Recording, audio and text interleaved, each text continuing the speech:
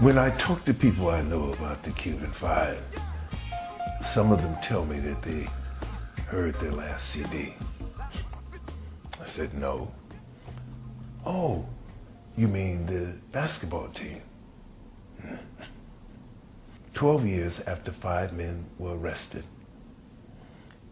and 9 years after they were condemned to long prison terms, a lot of people still do not know about the case of the Cuban Five.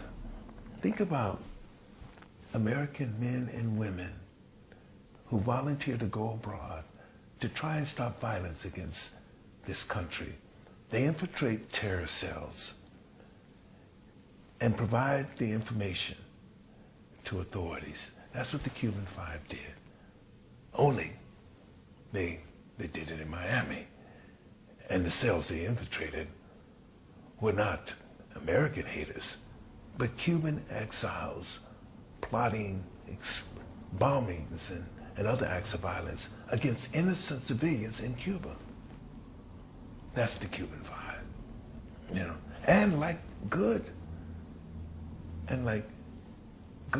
American agents, they pass this information on to headquarters, and headquarters in Cuba pass it on to the FBI, so that the Bureau could find the explosives that were destined to harm innocent citizens.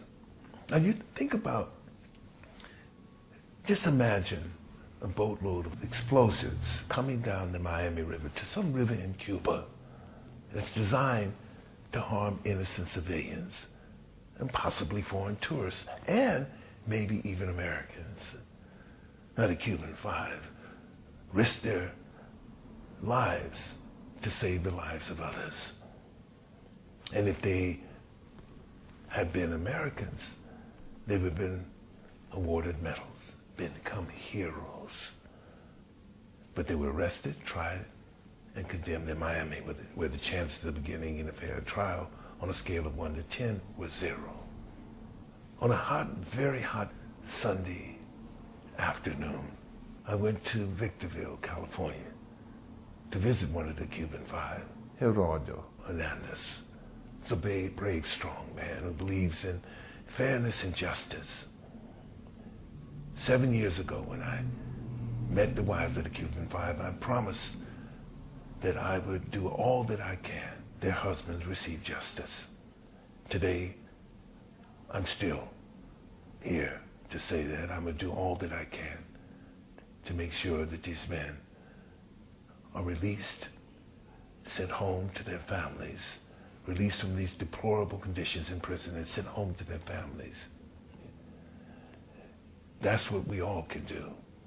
We can make sure that justice is served right here.